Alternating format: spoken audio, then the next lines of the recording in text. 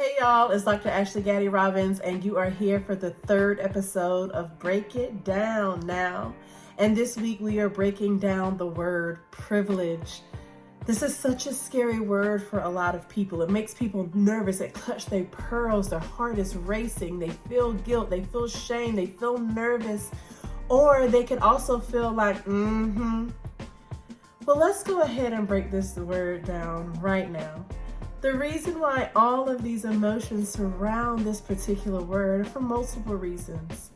One, it has been thrown out and is currently thrown out kind of as a diss, as a tool to try to individually pinpoint someone of not having any struggle, not having any hard times in their life, not understanding what it could mean to feel any hardship, having a silver spoon, or it could mean the absolute opposite of that. It's usually kind of this idea that the person who is throwing out privilege, this word privilege, has had all hard times, no struggles, there's no advantages in their lives.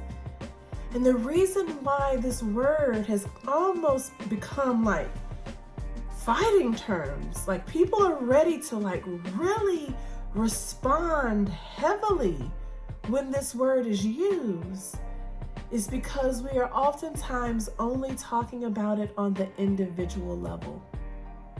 We are using the word privilege as an individual clapback, if you will, to say that this one person doesn't have it hard, or this one person has it hard all the time. And that is the mistake with privilege. It is not an individual term in its inception. The word privilege is coming from a more systemic, larger area. It is the way in which systems of power have advantages certain populations. When we look at identity groups over time, we can see that there have been laws and policies and practices that have allowed a certain group to have access or a benefit to whatever the thing is. A few examples. If we're looking at race over time, we understand historically that because a person was white, they had access to things like property, home ownership, education. When we look at gender, over time, we have seen that if you were a man, you had access to voting, banking, any type of ownership. If we look at ability, we have seen over time that even the way that buildings are made, they are made for people who have to have access, able-bodied people, so that they can walk in the front door, go up the stairs. They have access to mobility.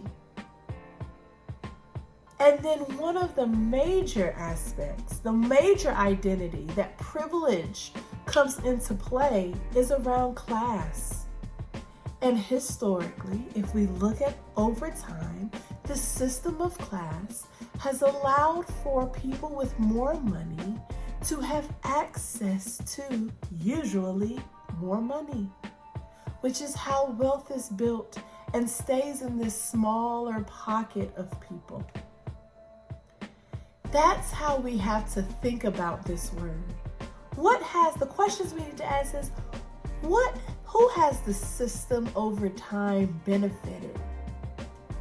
The second thing we have to do with privilege is we have to understand that there are multiple systems that are functioning at the same time. One of my favorite poets and scholars, Audre Lorde, has a quote that says, "We do not have single issue struggles because we don't live single issue lives." And what that means is that there are more than one system happening at the same time. And because of this, when we think about how systems play out, we as individuals may have privilege in some systems or some identities in some areas, and maybe not others. So if we look at the categories that we just named, right? We could have a white woman who uses a wheelchair but is wealthy. And when we look at the systems of power that have been made over time for that person, we understand that they may have access to things, benefits, because they are white and because they are wealthy.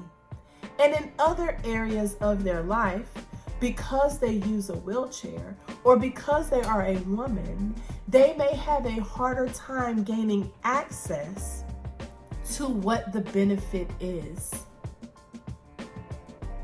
And therefore, we see that a person can have privilege in some areas and privilege in not. And so when we think about the person who always has the struggle, we have to really be honest and ask ourselves, what do I have access to? And usually where we have the privilege or the access or the advantage is usually an identity we don't think about as often. If you are in the United States and you are a U.S. citizen, you have access to a real ID, a passport, policies, laws. You have access to documentation. And if you don't stop and really bring this thing to a systems level, you may think that you have it bad all the time, when in reality, you have a privilege that people who may be undocumented or people who may be immigrants do not have. If you have completed a high school education, if you have even entered in community college, associate's degree, cosmetology school, any other form of education that gives you access, has a higher probability for you to be able to have benefits professionally and personally. It gives you networks. It gives you connections. It gives you professors and teachers who take the time to teach you. All of these things are advantages that people who may not have completed high school or people who may not have access to higher education may not have. So this is how we have to think about privilege. We all have hard times, y'all. We all have struggles. But we have to understand that the word privilege is not something that we can just throw out on an individual level as a diss. We need to be asking bigger questions of the system. What can we be doing to override and overturn and shift power so that everyone can have access to the benefit? As a Black woman, right, I have to oftentimes fight for justice in the areas of race and gender. But as a PhD, as a U.S. citizen, as a married person to a man, I have to recognize my privilege that I have access to things and benefits that people may not have because of education, because they may be transgender, because they may be married to someone who is not a different sex. So I have to recognize my privilege. So let's all ask the question, where is our privilege? Where is the power? But most importantly, what can we be doing to shift the narrative so that we all have access to the benefit? I hope this was helpful.